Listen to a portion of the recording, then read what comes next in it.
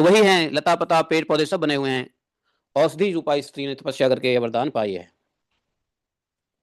समझे? यहां तक कि जालंधर की नगरी में जो स्त्रियां हैं, उन स्त्रियों ने ही मन संकल्प किया था कि भगवान हमारे स्वामी हो। आकाशवाणी हुआ, कोई बात नहीं है, तुम शीघ्र रमापति की आराधना करो, फिर वृंदा की ही भांति तुम वृंदावन में भगवान की प्रिय गोपी हो जाओगी। मत्स्य अवतार के समय मत्स्य विग्रह श्री हरि को देखकर समुद्र की कन्या मुग्ध हो गई, उनको भी वरदान दिया कि ब्रज में गोपियां हो जाओगी। चलो ठीक है। यहां तक कि पृथु राजा, राजा पृथु बड़े प्रतापी थे, और जब महाराज पृथु आए थे उस समय पृथ्वी को जीतकर सारी वस्तु को दोह लिया था, दोहन किया था। उस समय जो महाराज पृथु के जो नगर थे, जानते हो महाराज पृथु का कौन सा नगर था? महाराज पृथु का नगर कौन सा था? वरिष्मति।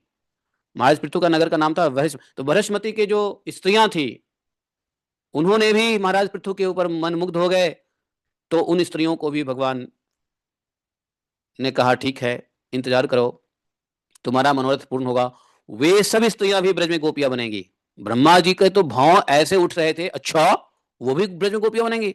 हाँ, और सुनो, सुतल देश की स्त्रियां जब भगवान सुतल लोक में गए, तो सुतल लोक में वहां की स्त्रियों ने भगवान पे मोहित हुई और भगवान से इच्छा किया, वर प्राप्त किया कि आप पति के रूप में आए। तो उन स्त्रियों को भी भगवान ने कह दिया था ठीक है, तुम्हारी इच्छा पूर्ति होगी, आने वाला हूं द्वापर में। तो वो भी वृंदावन में गोपियां बनेंगी। अच्छा, सुतल लोक में कौन स्त्रियां हैं, कौन से भगवान के ऊपर मोहित हो गए? बताओ, कौन स्त्रियां मोहित हो गए भगवान के ऊपर? कौन से भगवान के ऊपर? बामन देव।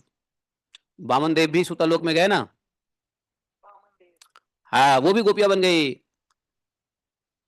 है कि नहीं? इसलिए कह रहा हूं, भगवान से प्रेम करो, कथा सुनो, भगवान के प्रति मोहित हो जाओ।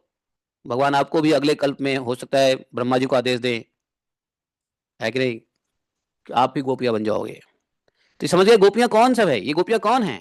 ये सब भगवान को देख करके मनमुग्ध होकर के, कोई तपस्या करके, कोई भगवान की आराधना साधना मंत्र जाप सिद्धि पता नहीं क्या क्या करके, सबकी एक इच्छा थी कि हम आपके साथ खेलें,